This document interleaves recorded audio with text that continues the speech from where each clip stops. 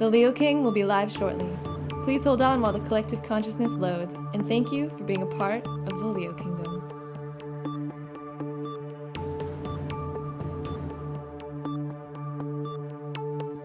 The Leo King will be live shortly. Please hold on while the collective consciousness loads, and thank you for being a part of the Leo Kingdom.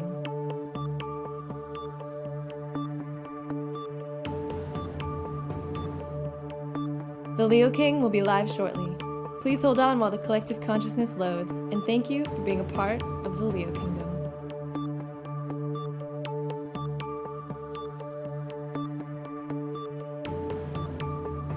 The Leo King will be live shortly. Please hold on while the collective consciousness loads, and thank you for being a part of the Leo Kingdom.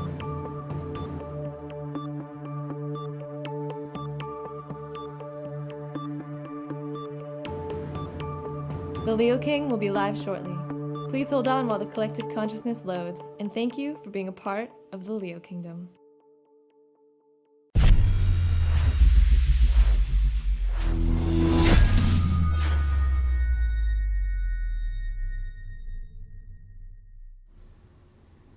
Hey everybody, what's going on? This is David Palmer, the Leo King, and I'm here also with Craig Skidmore for the new show, Full Disclosure, exclusive for HighVibe.tv. It's our premiere night.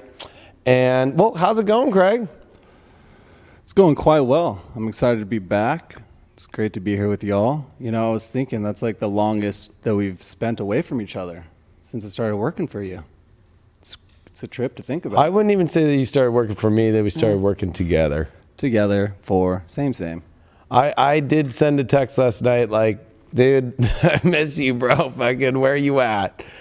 But it's nice to be back, definitely. It's nice to have you back. And, you know, for everybody out there, we've been doing Deep Love Tarot for months now. You know, it kind of always feels like we just started it, but it's been going for a good run.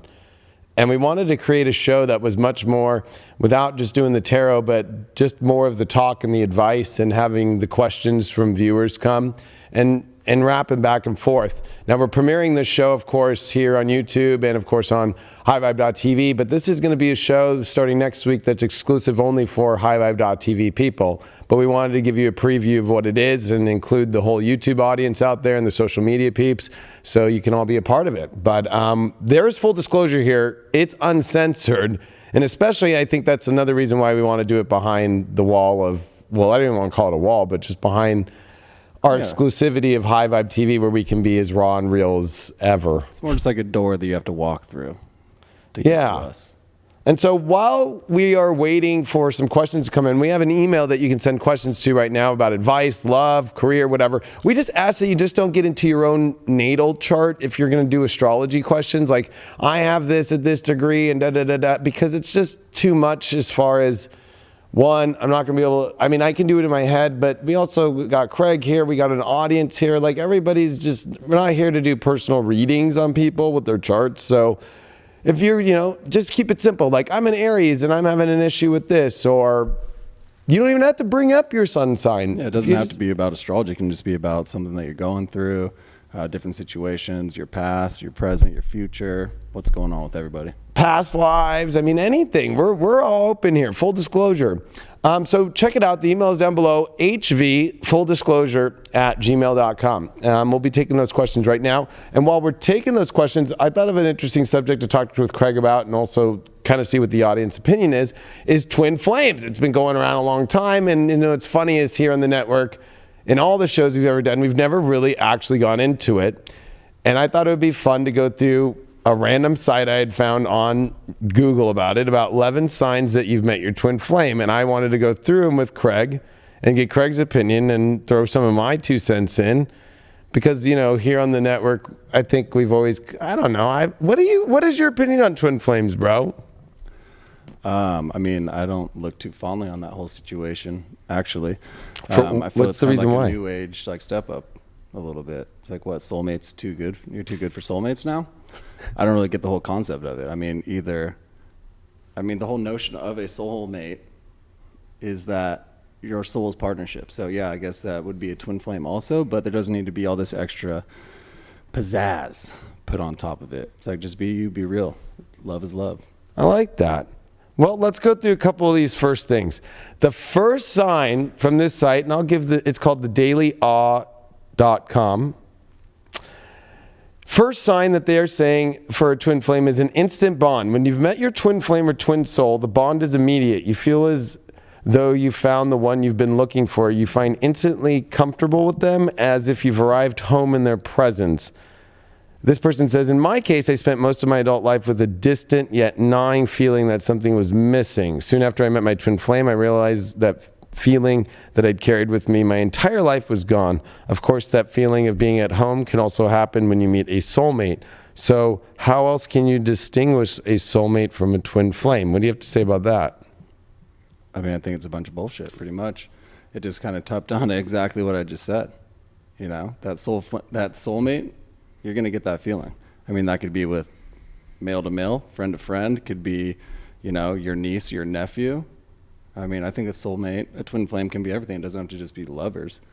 Yeah, and I think, you know, I mean, we're kind of skipping down the list, but, you know, I think a lot of twin flame sites recently, or the better ones, say like, hey, a twin flame doesn't have to be just a love romantic, like your ultimate savior. It feels like kind of like a savior complex of like this, if I'm in this relationship, it saves my life or it makes me feel whole.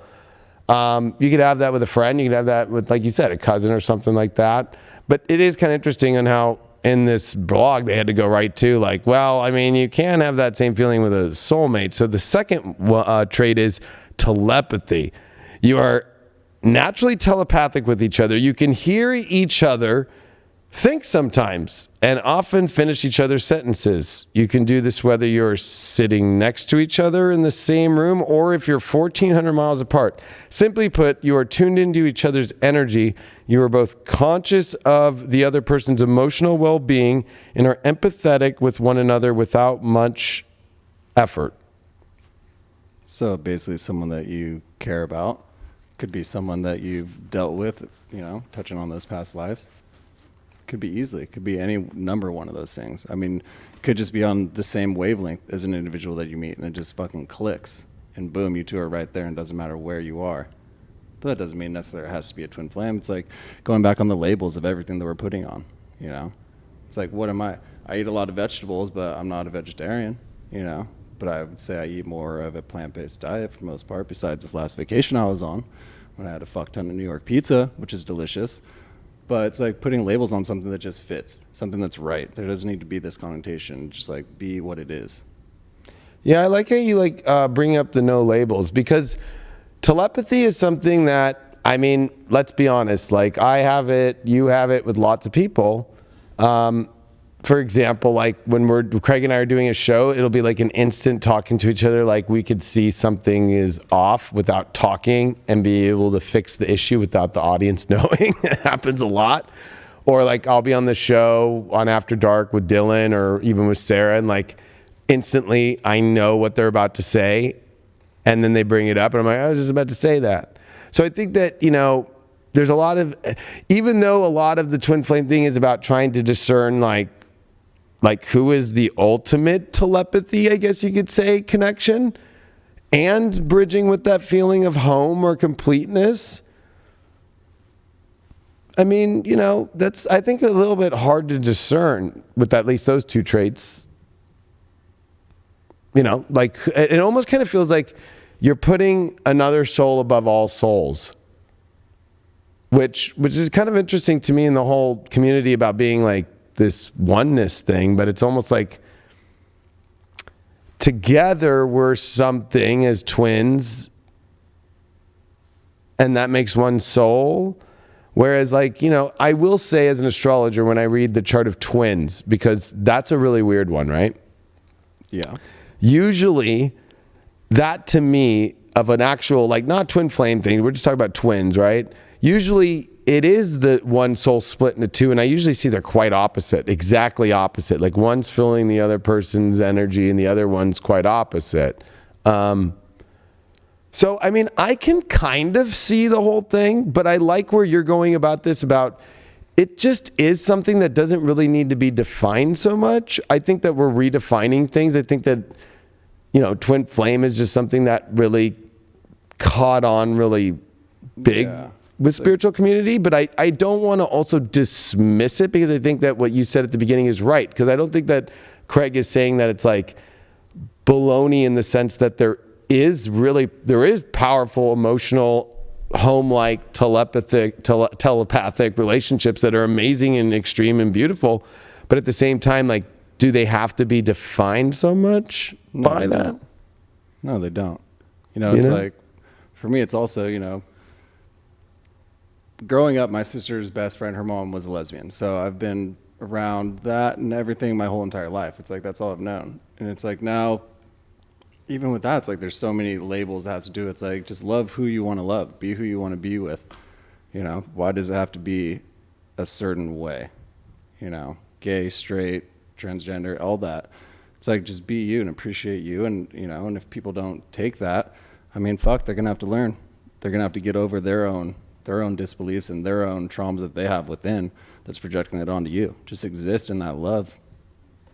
Yeah, I like that, because I like that you bring up, I think we're at a time where we keep defining love so specifically. Like, well, we are dating. We're not boyfriend or girlfriend yet, or whatever, boyfriend or girlfriend, or partners.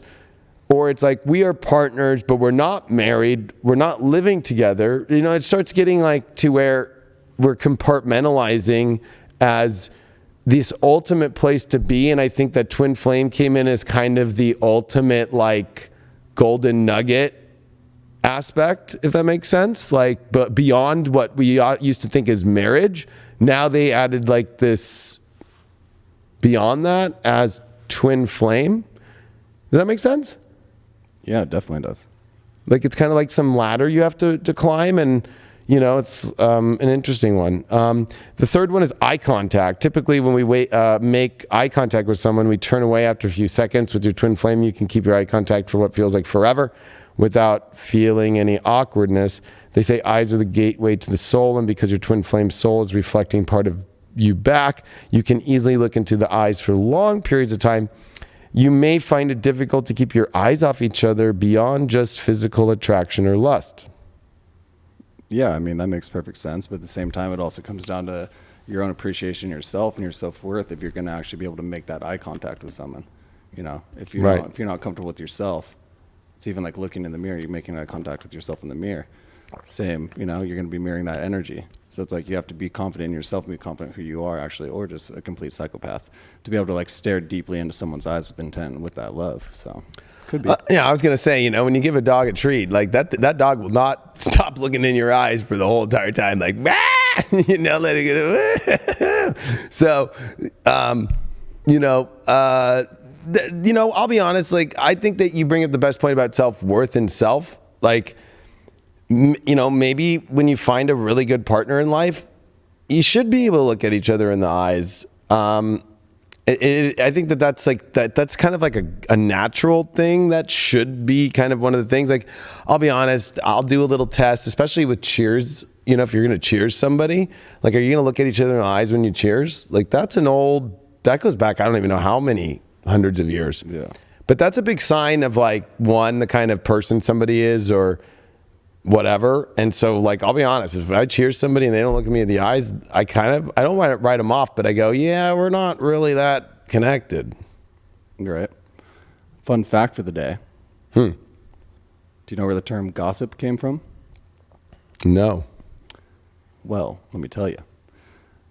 From my extensive research, the term gossip actually came from the term of go sip. So the kings back in the day, to like kind of judge how everybody in the village was feeling and everything like that, they would have their person that said, go sip, go to the pub and go listen to what's going on. So they'd go that makes sip sense. And they'd listen to what everyone's saying, which turned into the word gossip.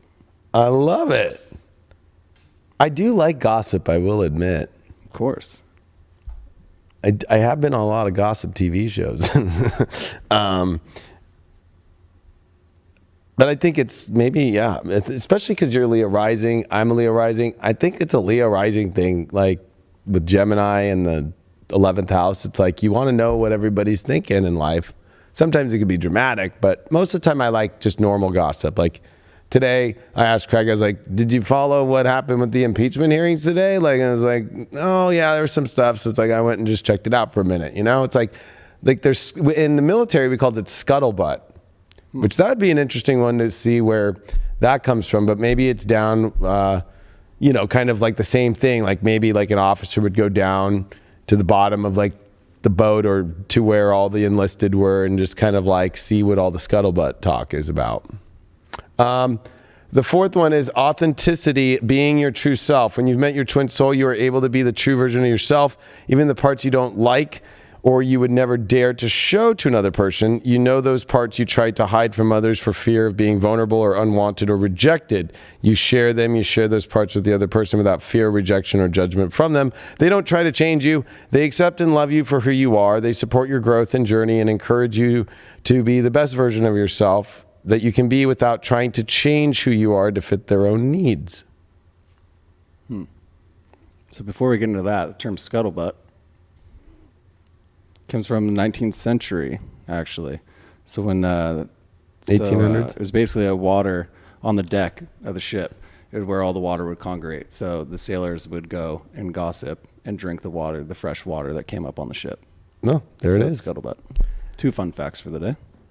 What do you feel about this whole thing? You know, it's interesting about like allowing somebody to be your true self. Like, I feel like I won't even be in a relationship unless somebody allows me to be my true self and I can show every color of myself.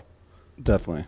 Like, well, that's, I mean, natural. Most people don't do that. I don't know if most people, but I mean, especially like in a new relationship, you can get kind of stuck into like molding to maybe what you think that person wants you to be. When in fact, you always just need to be yourself. And maybe that's why we're both single at the moment, because we're just always too much ourselves.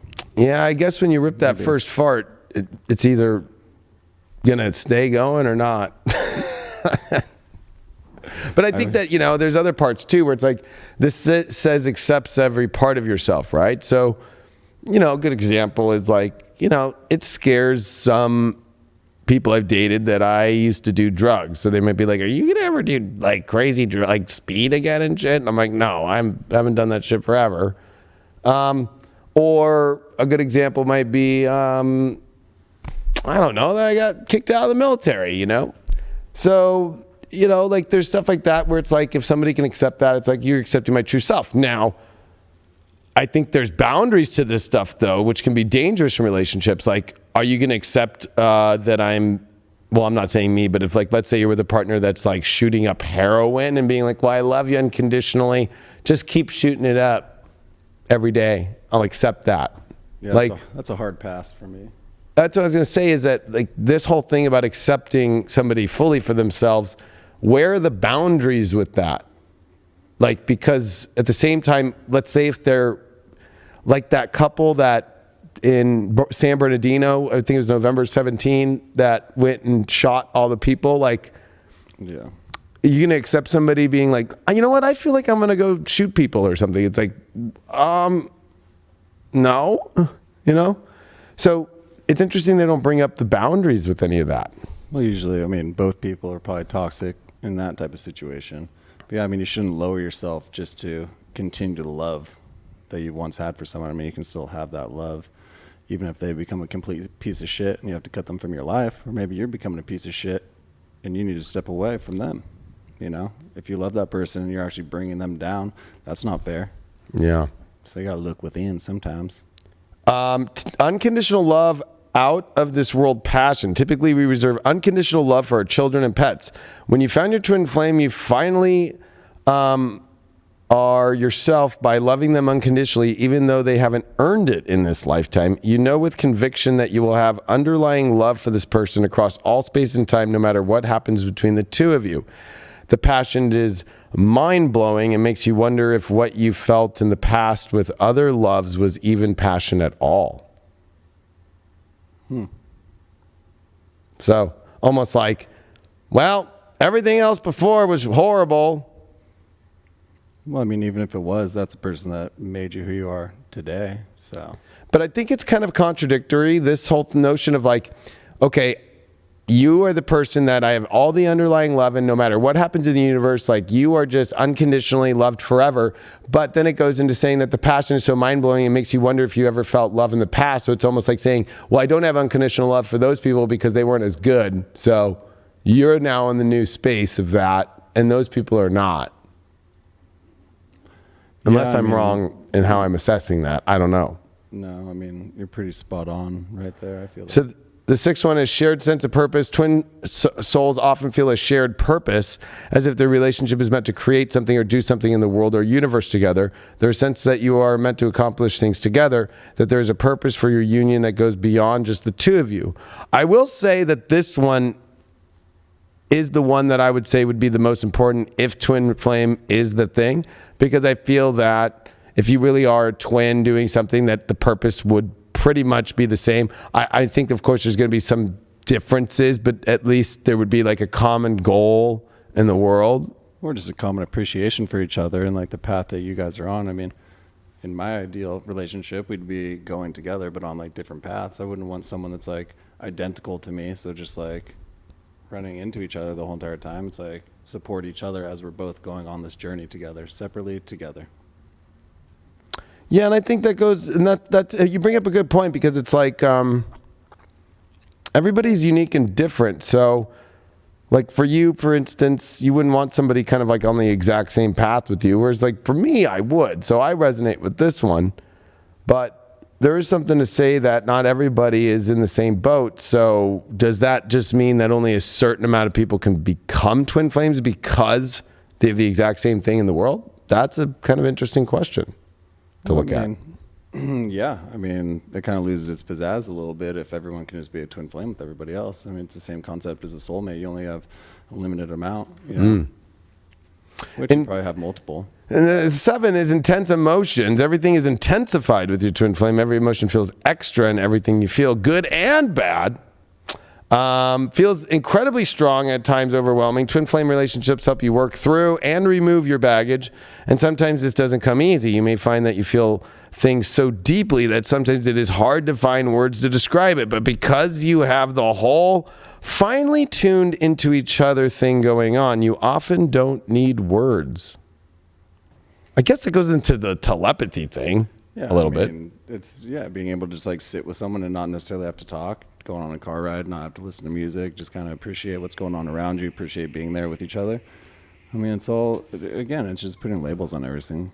So separation of some kind. Twin flames are often separated by distance or have periods of time where they separate from each other because one or both isn't ready for the relationship. So this is one of the major things that a lot of twin flame relationships say, is that one person is not ready and one person's chasing the other until they're ready, and then you have to like let them go and go through a like some turmoil emotionally. So one person that's the chaser has to go through turmoil while the other isn't ready, and is the one running away until you either wait for this life, or they say in another life for them to finally come together. So that's kind of a weird thing. So it's kind of like, here's all the candy into the Disneyland, but we don't have the ride, so you're not going to be able to ride any of the rides. Maybe next life. And that's part of your expression of trying to find your shadow in your soul, is what they're trying to say. Yeah, that's actually, I love to say that to people. Like when something doesn't work out for them, I'm like, oh, well, maybe in your next life you'll get it. And it's funny to see people's expressions, because, you know, half of the people are like, oh, the fucking next life, I don't know about that. But I don't know. That'll be on the podcast so we can go deep into those past life regressions that we have had, my friend. Yeah, exactly. But that one to me is, I mean, I could see it from an understanding of like, to understand your shadow point. Maybe it's here to show you a bunch of stuff that like maybe you're insecure about yourself and you're relying so much about it, you know, but I guess that would become from the chaser's point of view, not from the running away point of view. Mm-hmm. Because that person, if they're or running away, that means that are they really like going through any tumultuous stuff? No, they're probably running away into other things. Yeah, and I mean, even if you are running, you can be ready for a relationship, you can be ready for love, and still kind of run away because that shit's scary, you know? Yeah, so it almost is like there's a winner and a loser in the twin flame thing. Yeah, that's interesting. Because even if you do come back together, that one person went through hell and the other person like was like, well, I didn't really watch it, but I guess now I get it, so it's all good. And then I guess the unforgiving aspect completely comes from more the chaser in a twin flame relationship. I want to know, because I've never seen this in any blog or anything about twin flames, like they need to put this as like the chaser line and then the running away line. And what are the experiences that the running away line is an experience of turmoil, or do you just, do you have the karma that you don't have to go through turmoil? And then does that turmoil come at like your deathbed where you're like, I should have been with this person, and then you croak and die? Maybe that might be the worst turmoil, right, on your deathbed? I don't know. Yeah, I mean, that's probably most people's regrets, that they didn't experience enough or do enough in that life. I mean, that's why. But the other person's just their whole life going, I chased that shit and I didn't get the carrot. Like, I don't know. So, look, through those tough experiences, that's when you find yourself. I mean, that's where you find actually who you are and what you've been through those tough experiences, and totally, getting fucking broken down. Yeah, and having to pick yourself back up. There's something to say, like, woo.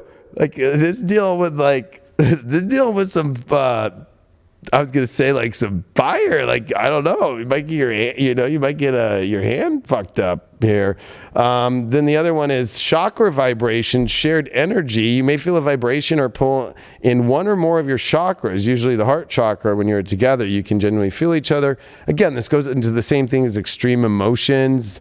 There have been hugs I've shared with my twin flame where I can absolutely feel the energy exchange between our two heart chakras. Oh, that's so cute.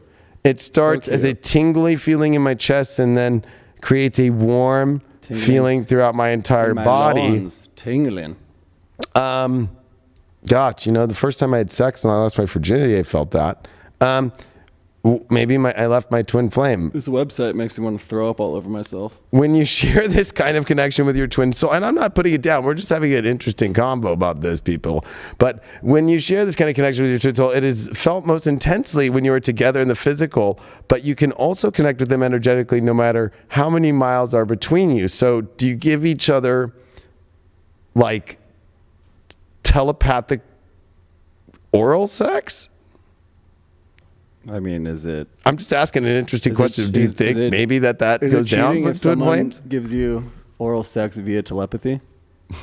I don't know. Maybe we need to add to their little blog here. Maybe there's not enough questions that haven't been answered. I think that we need to split the categories into chaser and running awayer. And then if we're going to go into, chakra stuff, heart chakra. So it's only heart chakra? What about root? What about, G-spot? What about sacral? What about solar plexus? What about crown? We'll have to ask the peace dealer all about that, since he's energetically impregnating women. That's right. So we need to just bring that up. So peace dealer, he's of course part of High Vibe. He's been a great friend of ours for a long time. I've actually been friends with him since 2012. He had a woman who literally said that she was impregnated by him. They never met before, never seen each other in their lives, and was starting to, I think, like sending him bills and shit? Yeah, I mean, like child support. I think it was handwritten on crayons and shit. Although I had a little bit of that last year from crazy, whatever that lady's name was. Which was some of the best times that I've had was watching those videos. I mean, I had a woman who was sending videos and saying that I was married to her, and then she started sending me bills in German, like her actual bills. And then she was sending the most insane videos I've ever watched in my life. It was pretty wild. Lovely lady. Repeating numbers and patterns. You may find certain numbers seem to follow you both around. The numbers may be significant dates or repeated numbers or patterns. For me, these repeated pattern numbers have been 333 and 11111. These numbers may mean something significant to you and your twin soul, or you have a new shared meaning as you come together. I would just put that in the category of synchronicities. Like maybe there's a lot of synchronicities between, if you're going to feel like that. I'm going to say that like other twin flame blogs and stuff I've heard from, it's more like you almost feel like your pasts are very synchronistic So it's like kind of had the same kind of way that you grew up, the same kind of like way that you went through your life, your edge, your challenges. You know, there's like a lot of similarities, like that kind of synchronicity. I think that this number thing is like touching on the most lightest of synchronicities. Like, okay, if you see numbers and that's like the most minor of synchronicities in my opinion. I think like deeper synchronicities go into like, wow, like look at how that's connected to this person in that situation and whoa, and it just becomes almost like too much. Maybe if we were to classify a twin flame, it would have to be this overwhelming synchronicity aspect with all these other things going on that honestly would be a lot more than just some numbers. Yeah, I mean, you can find synchronicity in literally anything that you look for. So if you're like, oh my gosh, we both were going to get the double with animal style fries. You got a chocolate shake too? Holy shit, I can't believe it. Look at the synchronicity. We must be twin flames. I was about to say like, oh, I just called you. Oh my gosh, we just called each other at the same time. I was thinking what are you about doing? you. I'm on the shitter. You're on the shitter too. That's how love starts. Just right there. The last one. Thank God. Knowing that you are meant to be together, feeling of belonging together, feeling of being two halves or a part of the same being. My twin soul and I often say we are from the same star. Now that I have her, I know, wow, this was written by a man. I no longer feel the empty gnawing I used to carry within me, but we are currently separated by distance. When you've met your twin soul, you will know beyond a shadow of a doubt that you are made for each other. There is no questioning, no insecurities or questions about it. You will know, and you will feel as secure about each other as any two people can feel. Now, the knowing about being together thing can be kind of funny because there's just the example with the peace dealer. This woman knew that she is having the baby of the peace dealer who they've never met. 2, there was this woman I saw on a show that, you know, a lot of guys, like what they're doing in other countries is they're hitting up like American and British women. And then they're like hitting up older women with money. And they're like young and hot and good looking. And they're like sending all this stuff. And like, I know I'm supposed to be with you in that. And then they basically like have them spend all this money and they take the money and they never see them. And then they finally reveal who they are and they catfish the fuck out of them. Like, it was me all the time.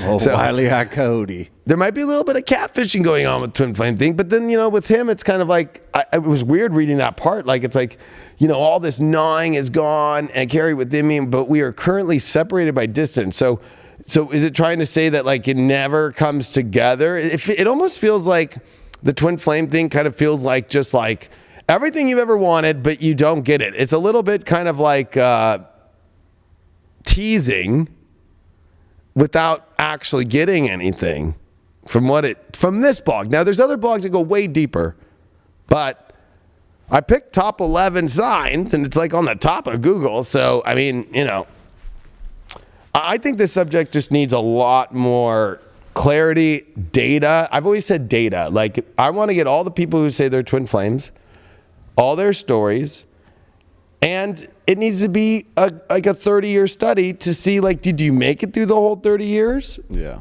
You know, did you know? So I don't know. Did we get any questions in the email? Got someone. All right. So this one's one word. A warning for all 12 signs coming in for this next year. One word. Something to heed about. A warning. One word. One word? You know the rules. One word. Prison. What was that? Prison. Prison. Like prison. Like not prism, but prison. I'm going with truth. You know what? Truth prison. Mm-hmm. Mm-hmm. Would you rather be locked up in truth prison, or would you rather be locked in prison from your truth? Damn. And if anybody has any comments about twin flame stuff, of course, put it in the chat. We're reading the chat while we're going to be reading some of these emails. Remember, the email, if you have a question right now, is HV. Full disclosure at gmail.com. I didn't know if we had HVTV. I forgot. So HV full disclosure at gmail.com. You should see it right below my neck. So we got another question. This one hit home a little bit because I did go through this situation. But this viewer in the chat, she is having an issue with, let me see. She's been dating her boyfriend for a year. His 2 kids are 6 and 10. They're extremely disrespectful to her. And is starting to put a wedge in that relationship with she and her man. So she needs a little help on that. That one hit home, like I said. My parents got divorced when I was like 4 or 5. My pops and stepmom celebrated, I think, their 25th anniversary last year. You know, needless to say, she raised my sister and I, and it was not always pretty at all.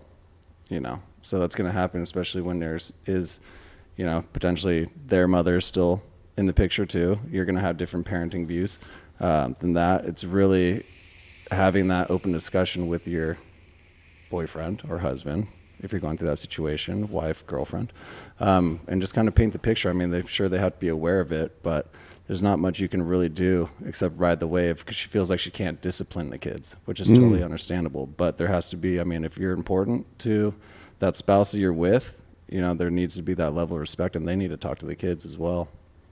Yeah, I think it comes with time. And I mean, I've said it before about your stepmom and your dad. Like, your stepmom and your dad are amazing. And your stepmom is such a beautiful person. I love her so much. And your dad, I love him. Like, they have a beautiful relationship and they're so kind. But as my parents were divorced when I was 11, my mom got remarried like a year after, and I had a stepdad. And then my dad did not get married till 20 something years later. So I never had a stepmom. So my stepdad, my first stepdad, like he really was super cool. He was an actor, so he would take me to auditions like for him. And then that's kind of how I got into television, was that. And then he was into jet skiing. So he took us jet skiing, but it wasn't easy. Like, you know, like he had a hard job, like wrangling my brother and I, who were, you know, 12 and 11 and then 13 and 12, and you went through high school. So he had to go through all of our high school stuff, the party stuff, the drama stuff, like the, you know, I mean, we said we loved him, of course, and then we did. We truly loved him, but then there was clashes too, you know, and then you kind of also are trying to defend your mom a little bit, you know what I mean? Like, kind of like, hey, that's my mom. Like, you don't do that with your dad because that's like your own father. Right, about your mom. It's kind of weird because you're like, this is a new person. So at first you kind of want to be protective. So it's not an easy thing. And it usually takes time, because afterwards, like I would say after the first couple years or so, then it just kind of really felt like true family. And I think that, you know, my first stepdad, Sean, he really had to like, kind of like have to take some blows from us. And yeah, definitely. And it was not easy to do. And then my mom and him divorced when I was in the military. So then when I came back, I have my stepdad, Roger, now, who has been in my life now for, I think it's 15 years now. And he taught me about business, and he taught me about that I could really make whatever my dreams are true. And honestly, he had to deal with some of my crazy, you know, pre-30s self, you know, and I was really wild, and I was on drugs. We got weird a few times, I'd say. Huh? I said, yeah, we got weird a few times, I'd say. Yeah, I mean, you know, so he's even had to take some gnarly blows from myself. But him and I, of course, love each other dearly, and we look after each other. We've done so many things together. We find projects to work on together. And the studio is right across the street from his business is right across the street. He comes in here, and he helped us. Actually, we had to be real. Roger helped Hi-Fi out majorly with things. Definitely. And but it just takes time. And it's something that, you know what, it's not going to be perfect right away. No, but I think sometimes it's going to suck big time. Yeah. But I think that, you know, for all parties involved, but I mean, most importantly, if you are the person kind of as the step father or mother, you're just going to have to learn that the more you're easygoing and not trying to be the disciplinary one,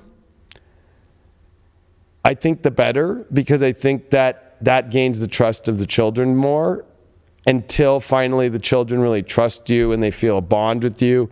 And then you give them love and you kind of give them advice without also making them feel like if they don't take your advice, like that you're not a good child or something. Because then after that point, then when they actually give you advice that actually is real and they have to maybe discipline you, it's like, okay, they've proven to me in all these ways that they were right. And you know what? I probably should listen now, you know? I think if you do things too quick, though, as far as trying to take on the role of a complete father or mother instantaneously, I don't think that goes down well fast. Yeah. Yeah, I mean, because you're not necessarily trying to replace anybody. Just be there for them and have a good time. Buy them some ice cream, maybe some mint chip, and some Rocky Road. I will say, because I had the other side where my dad was single for 20 years. So, you know, he had some girlfriends and stuff. And, you know, like my brother and I just kind of didn't take them serious because they were just girlfriend or whatever energy. And I actually married my dad to my stepmom 2 years ago, and I love her dearly. And you know what? Our whole relationship has just been nothing but positive. Like, she's been nothing but supportive. I support her, and it's been a beautiful relationship.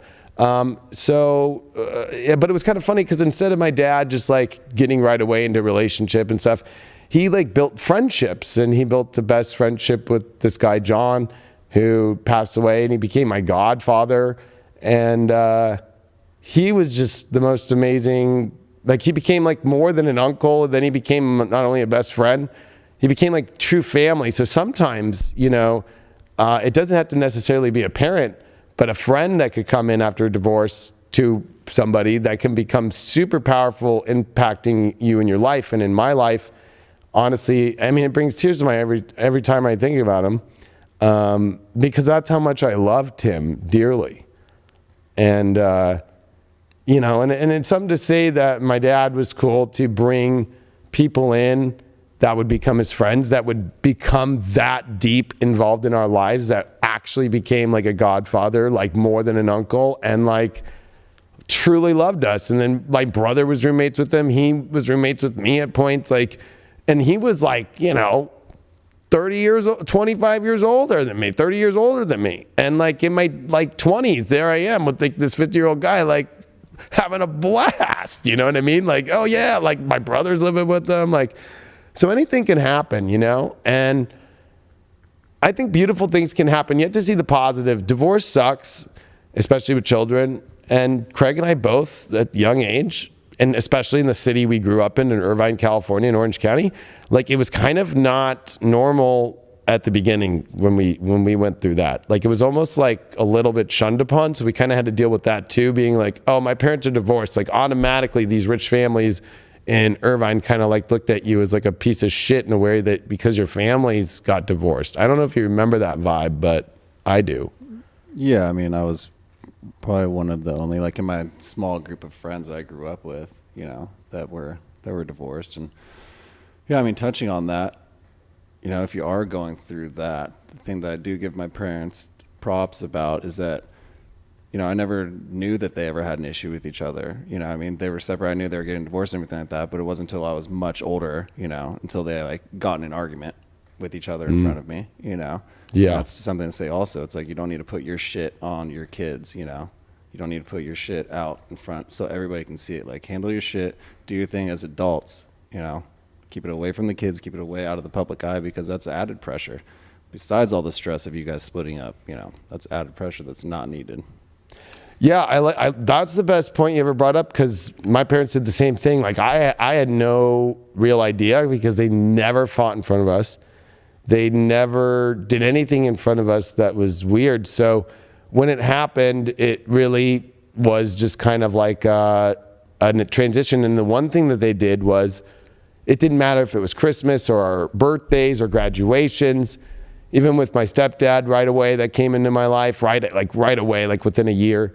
And my dad, who would bring maybe his girlfriend at the time or be by himself or whatever, like my dad was still invited over to my mom's house with my stepdad. And there was this kind of like, nothing happened and people changed vibrations as far as their relationships. And we would all be taking pictures together. We'd all be in the same room. There was no remorse. There was no resentment. There was never any of that. Of course, my mom and my dad probably had their stuff during their divorce, and then they probably had it while we were, going in high school and stuff. There's always agreements on how to be parented and stuff. My dad was very loose because he was in LA, and he was, my dad, he's fucking Aquarius. He's still a little loose. My dad was always loose. So at a young age, I was kind of treated as an adult in LA. And I remember all my friends, including the Tatums, Christy and Tatum would be like, wow, you're going to the LA experience? Because I was in LA with my dad, who was very loose, and, I don't know. It's one of those things, though, that you allow kind of what I always tell people, and this might sound crazy, is that I always feel that the divorce of my parents was the best thing that ever happened for my life, because of the fact that I was able to see my parents completely as people, besides this kind of facade as a parental figure, and build a actual full-blown intimate relationship of full self with my parents at 12 years old. So I was able to see my mom truly now, and her struggle as a single mom before she got remarried. And even with my stepdad, there were struggles. So I got to see them and understand them. And with my dad, I got to see his struggles, but his life lessons, and they were shared. And there was this kind of, I guess you could say, role that was still there, but it didn't have so many locks and chains on it. And there was more of a freedom to be himself. And my mom, I got to see the freedom to be herself. And there was a much more deeper relationship with both sides. So for me, I always say it was the best thing, because I honestly don't think I'd be here today without that. Definitely. I mean, it touches back, going on through true growth comes through hardship, having to actually experience, you meet people, especially in the spiritual realm, that's yeah, you're saying all the right things, but what have you actually done and experience in your life besides just going and sitting and meditating, which there's nothing wrong with that, if that's what you do. But what have you really actually gone and put yourself into that fire and see what actually comes out from that shit? Step onto a ledge and see the strength that you actually hold within. A lot of people just push that away onto the wayside, and it doesn't make too much sense to me. Just try to stay in the safe lane forever. Yeah, that's a huge subject. A lot of people in the chat really are into it, and I think we did cover a lot of that. But that one can go on for a whole podcast or a whole show. So we got a little dating question now. All right, It has to do with age gap. Has to do with the age gap, and you know what I always say: older the berry, sweeter the juice. So this woman, she's got a 7-year age gap with this guy that she's been dating. They met organically. They have a bond, but she's kind of questioning, is there that big gap? I mean, I'm not much of an astrologer, but having experienced your Saturn return dating someone that hasn't, do you feel like that could put a stress on it because they haven't necessarily experienced as much as you have? That's kind of how she worded it, even though, you can experience as much as you possibly can at any age, It all depends on your life, but specifically Saturn return dating someone that has not experienced when you have. So there's actually, and I'm going to bridge this, in the astrology community, a debate on whether an astrologer is a good astrologer until they've been through their own Saturn return. But when it comes to love, it's kind of interesting. So I had a relationship that where I was younger, she was going through her Saturn return and I was younger, so I hadn't gone through mine yet. And when she was going through her Saturn return, she was going through a lot, right? And then I was going through a lot in my life because I was getting prepared. Her Saturn's in Libra, my Saturn's in Scorpio. So it was kind of we were both about to go through a 5-year energy of Saturn return on either one of our sides, right? Now with a 7-year gap, you're going to get Saturn squares. So that means that, and now we're going specific to that. But to answer just the basic question, I think it can work. I just think it has to be a complete understanding of you're going through, I've been through this stuff. And I think the person that hasn't been through the Saturn return, there becomes kind of, if it's weird, if the woman is young or if the woman is older and the male is younger, then it puts this position of the woman that's been through the Saturn return kind of as like more of the adult in the room, and the male is like the child. If it's flopped, I see it worked a little bit easier because the woman might be wanting to be more receptive to the male being like, hey, I've got this, I can handle this. I mean, it all depends. I'm not trying to say that these roles have to be this way, but there is something to say about a common understanding of like, hey, I've been through a Saturn return. Do you understand what it is? Maybe you want to have some research about it so you can understand and realize that the best way I described a Saturn return to somebody in a quick notion is that when you were born, Saturn was at the position it was when you were born, and it takes 28 and a half years to come back to the same spot it was, or sometimes in some cases, some people 29 and a half years. So that you've been through life finally through a whole circle of those years and been through every experience to where every experience past the Saturn return, you can say you've been through something similar like this before. There's a comfort that comes after you're 30 years old. Kind of like nothing comes at you like, you know, I've never been through something like this. I've been through a similar energy, so I can at least deal with this. I'm not going to freak out, because there's a feeling of, especially as the window before the Saturn return is kind of a freak out, kind of like everything's not working, my life. I don't know if I'm ever going to be an adult and everything's going to stick or not. So sometimes it's nice to have a partner who's been through one that can kind of offer that support through that motion. If it's two people who haven't been through a Saturn return and they go through it, you usually see them go through chaos. And that's kind of what I kind of went through a little bit, because we were both kind of going through it at the same time. It was really funky. Yeah, I mean, I've never had like a full-on relationship of any extent with any older women.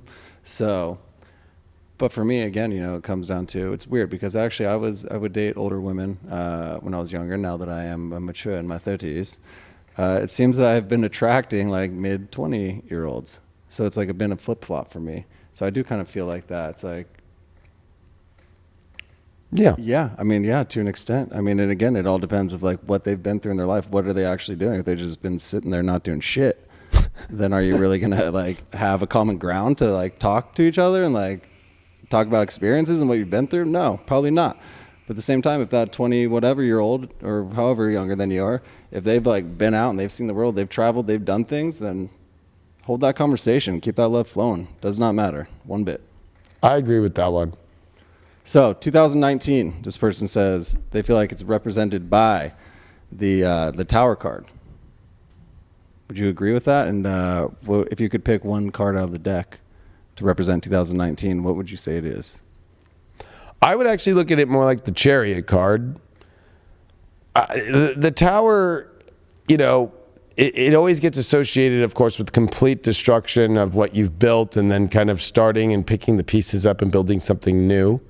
I can see that. But the reason why I picked the Chariot is because it's like the Chariot is leaving 2019 confident with a lot of the lessons in the city behind it and realizing I've figured all this out now. I'm empowered. I'm ready to follow the universe. And I'm going to let spirit guide the way. Because the Tower kind of is more, you go into the star, and then, yeah, sure, there is a bit of that. I'm going to let spirit guide the way, but there's a little bit of a recouping. Whereas I feel like we don't have time to recoup. The Chariot is ready to go, and there's a mystical element of the Magician's wand with the Chariot, and the two Sphinx, white and the black Sphinx of the dark and the light, and the mystical element of the crescent moons, and the canopy with the stars. And the Chariot is being carried by these Sphinx with no rein. So you really don't have control. Whereas I feel like with the Tower, it kind of is like, you know what? I think this person's right. I think that people are choosing, are they going to make this the end of this year feel like the Tower, or are they going to make it more like the Chariot? Like, I learned a lot, but I'm ready to go forward. And that was a lot of lessons. And I also got bored because there's something about the Chariot. Like, I figured all this out. I'm ready to move on. And I'm ready to go where spirit says instead of kind of where, and I think that to me, you want to take the more Chariot route opposed to this kind of Tower route, because then once after the Tower comes, you're kind of disheveled and you're a little bit raw and naked, And I think the Chariot is a lot more empowered. It has a magician wand. It's standing straight up and tall. It's got blue skies. It's got a lot of beautiful colors. And it's like taking the experiences we've had through 2019 and making them into a spiritual new mission that's going to be empowered into a new direction. Yeah, no, I feel that as well with the Chariot also too, because it's almost like at times we've been pulled in opposite directions too. But I was going to say the Magician, which you touched on, because it's like we do have that raw potential of creating something magnificent, you know? It's right there in our hands. It's something to be that we can create, you know, and having to work through what we went through in 2018 and prior to that. That's enabled us to stand on that ground. You know, it's enabled us to have our scepter there and pointing up into the sky. It's connecting us, the heavens and the earth together. But we got to bring it all together at the same time. Yeah, I believe so. And that's one thing that the Chariot kind of does. It brings the Magician one. It brings the stars that are in the star card. It brings a lot to the table in that card. So I think that, you know, looking at 2019 as destruction only and then going into kind of limp mode, I don't think that this is a good time for that. I think that this is where you have to keep continuing forward and know that actually the most amazing things are right here. And the more that you have left the energy behind you and moved on, the better. Because there's something to say that whatever you went through at one point maybe was a tower, not tower destruction, but was something great to you, because what's behind the Chariot is still a city intact. So it's like you're leaving things that you don't have to be like, that got completely burned and look at it that way, but be like, you know what? That's still intact, and other people might enjoy that, or other people might be still, that might be where their Chariot goes, is to that city where you're maybe going into another one. And I don't think that this is a time of looking at destruction, but much more of like, we're all kind of intersecting into different dimensional cities and places. Yeah. So we got to follow up on the twin flames. Twin flames is not a soul split into two. Did we say that ever? I don't think we did. Twin flames is physical manifestation of the exact energetical match of the higher self. Which, yeah, I mean, that's exactly what we were saying. Yeah, I you know. Not one split into two. That don't exist. It's fake. And again, I think that the twin flame thing has really got not enough data yet. I think for now, when it comes to these kind of relationships that might be felt, I think Craig said it best, this kind of identification or characterization of it right away. I think that, what if there's something more beautiful out there, which is something that doesn't have to be defined, but it's between two people that the definition is whatever that connection is of itself, that it's defined through its own vibration and energy. And there might be some things that are on a list and some things that are not. And might be some new things that are not out there that bring a lot of the vibration in which people are searching for in some sort of twin element. But I also feel that, you know, I think we are raising our consciousness into understanding that the definition of relationships are changing completely. And I think kind of defining them so quick into something kind of gives people like the confidence to be in it so much, and then they almost have to hold up a little bit too much weight, right? Like they're holding up this merit badge, and if it doesn't work out, it's like, I'm going to stay in this because this is my merit badge I have to hold on to. So the way that marriage works, like I have to stay in this marriage because God and me and ordained it, or we have a marriage certificate. Now there's like a spiritual version of it. Now it's like I have to stay, even though it might be the most worst situation of my life. The person's doing this, and it's like I got to hold up all this weight now because I chose that this is my twin, and even though maybe it's not, like I will be looked at as an idiot because I leave it, or you know what I mean? Like, gives you a great excuse to overlook the bullshit that's actually going on in your life and with that relationship by putting that twin flame or soulmate, whatever you want to call it, label on it. It's very easy to say, interesting. oh, no, I'm not going to step away. All right, this next question comes from a lovely Aries. She feels that spiritual men are often offended by and or separated from their primal sexuality. And men are, I don't even know how to, I'm not going to attempt that word. But men who are not spiritual are usually dumber than a box of rocks when it comes to mindfulness, emotional intelligence. Do you feel that that's something that's plaguing the spiritual realm? Or does mankind as a whole? Is that there's kind of just like black and white when it comes to it? There's a lack of men tapped into their primal, sexuality when they are in that spiritual realm, and vice versa? I mean, I'm not a person into gray. So I am much more of a black and white person. But there is something to say about right now, I think, that we are in life is like a box of chocolates. You never know what you're going to get. And I think that when we get a little bit too defined right now with everything, I know that Capricorn needs definition. It needs some sort of goal, or it needs some sort of, aspect of where it's all going. I think that right now in this space of whether we go masculine and feminine, and we're getting, really hard-lined in everything right now, that I think it's a little bit more about like taking every situation that you're in life in general and moving this to all parts and being like, let me assess this and let me make sure I understand what all this is and kind of go with the little bit of the flow. And, I love Forrest Gump. His whole journey was just kind of rolling with wherever it all went, and everything went perfect for him, even though it seems like it went like hell, but his life went really well.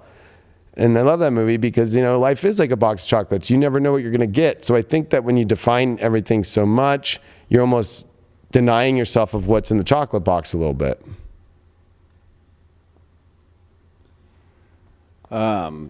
So we're only answering this question because it came from a dear friend of ours, a young Casp. Oh, Caspy.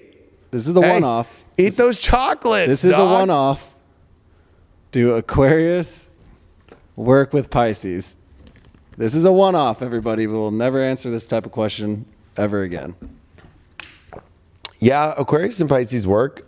It's just finding out how you both can find reality. Because if it becomes your own little crazy bubble or spaceship in the ocean, there's going to be times when you're going to need to refuel and be part of reality in life. So as long as you're got a tether and an anchor to Earth, you're good.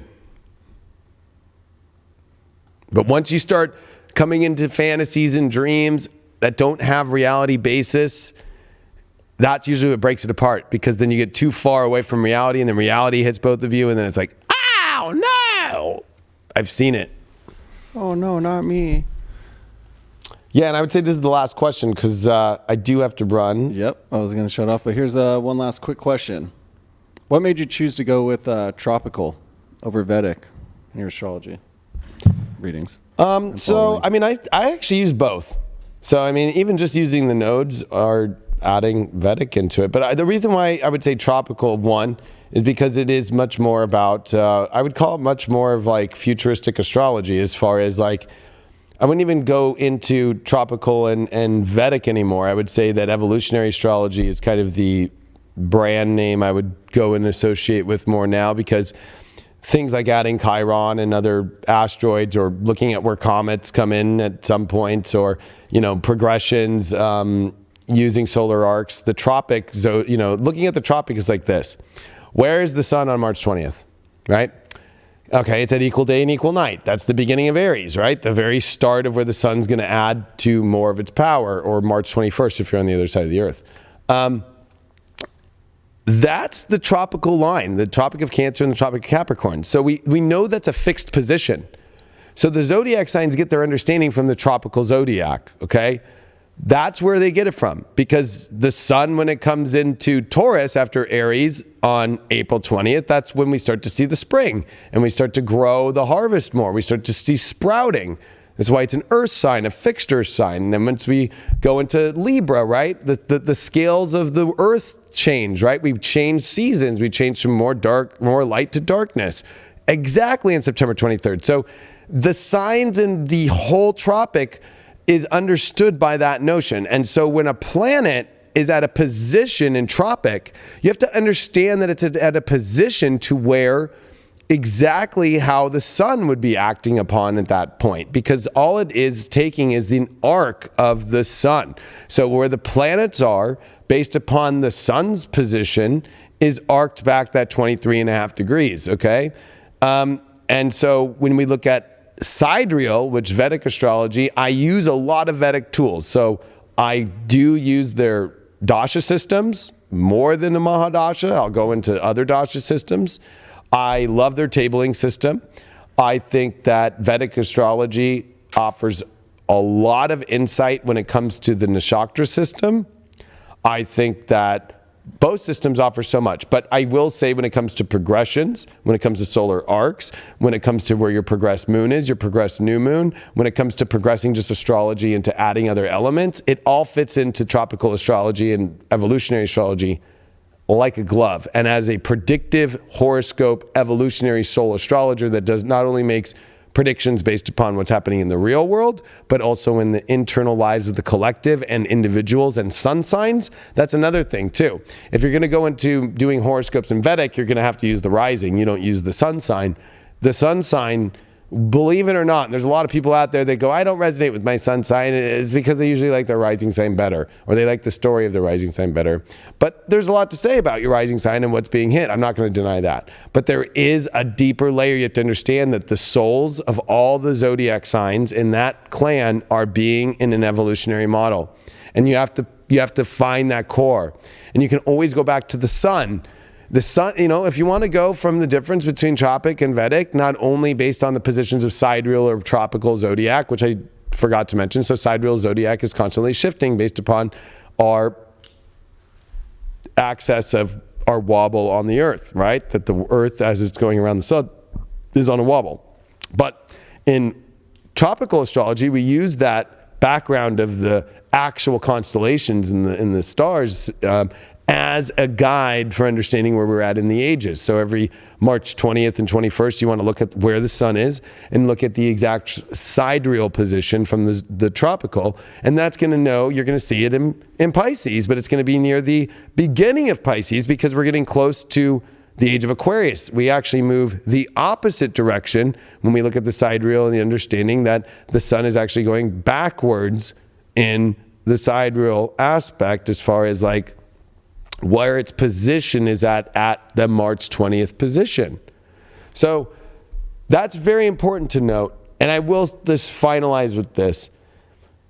Doing horoscopes for Vedic is always going to be that rising, like I said. In tropical, it's sun and rising. But the one thing you can count on in tropical all the time is if you're doing a reading on somebody or yourself, go look up your progressed moon. Just look up your progressed moon, the degree it's at, the sign it's at, the modality it's at. If it's in a fixed sign, things are pretty stable, okay? And depending on where that sign is and what aspects it's making or what planets it's hitting, if it's in a mutable sign, it's nonstop change. It's just like you almost don't know what every day is going to bring. If it's in a cardinal sign, it's like you just got out of the mutable and you're ready to start a new story and you're starting to see a forward movement in things. But again, if it's making a hard square to a planet, or it's making a square to the ruler of the chart, or it's making a conjunction to a planet, or you're in a new moon phase or in a full moon progression phase, wherever that moon progression is, all you have to do is move the chart by month, and that moon is going to move 1 degree. So it takes 360 months for the progressed moon to come back to a same position. So know that you're at a once in 30-year moment of a month wherever your progressed moon is. So that's a secret in knowing and telling where somebody's at in their life, and that's a tropical thing. The other thing is you always want to go back to just your natal sun. Where is your sun at? What house is it at? And what sign? That's where to get through life.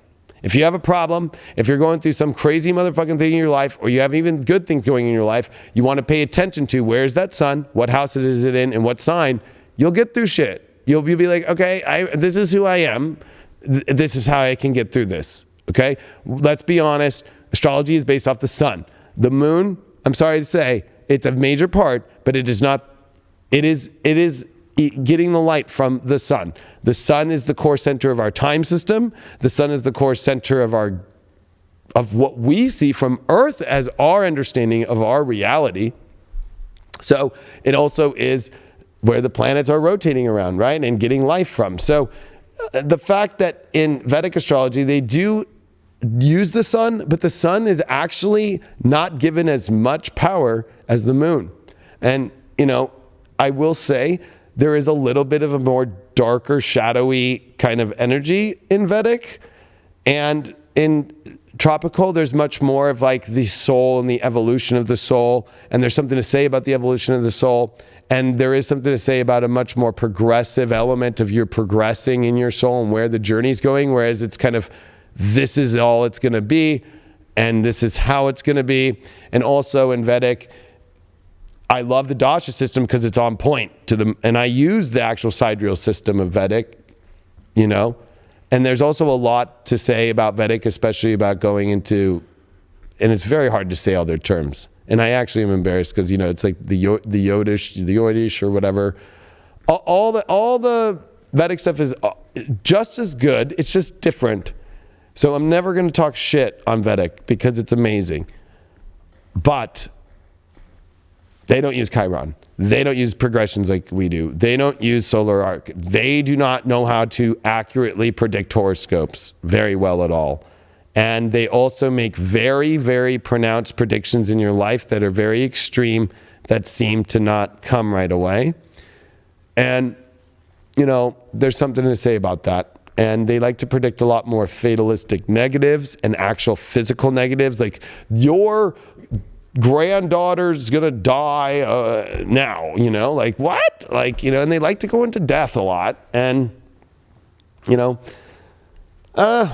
took the words right out of my mouth. Yeah. That's exactly what I was going to say, verbatim. Really? Yeah, word for word. 100%. Well, everyone. That's why I use it. That's why I use tropical. Obviously. So, and again, I think that the system's now shifting to a newer system, which I would call, I use, because I use both systems, and I use human design, and I use the cards of truth a little bit. I'm learning it more and more each day, and I have the software from that. You can go to cardsoftruth.com to get that software. It only works on PC unless you have a Mac that can run a Windows. But, I use a lot of systems at the same time. And I try to find a connection to them all. But the main one, that my bread and butter of how I've made all these predictions and how I've gotten people through all these years with hard aspects, is I use tropical. I did not use Vedic astrology, and I did not use sidereal astrology. And I did not look at Ophiuchus. Sorry, there is no 13th sign in the tropical understanding of how the sun and the earth's 360-degree rotation works. I'm sorry to say. So again, remember, this is going to be exclusive. Yes, that's right. This is going to be exclusive to highvibe.tv. So make sure that you join us, highvibe.tv. We have awesome subscription packages, so you can watch this show, of course, to be part of it. And of course, Deep Astrology is exclusive to that. And my daily videos, my weekly tarot, my weekly intuitive, and so many others. But of course, we're always bringing awesome free content here still to YouTube and through HiVibe. So make sure that you get the app. Notifications are on if you want to be alerted. And we have awesome free content that's always on the app. We have a documentary coming out. We got some more stuff with Kim coming out. We're also talking with a lot of other people right now about some awesome new shows. So yeah, I'll be filming Kim tomorrow. Dylan, the spirit advisor, is going to be a special guest on that. So that'll be up next Monday. Yeah. Yeah, looking forward to that. So thanks so much for joining us. Thanks for being a part of highvibe.tv. Thanks for all the support and love. And we'll see you all hopefully on highvibe.tv. Check it out. Bye-bye.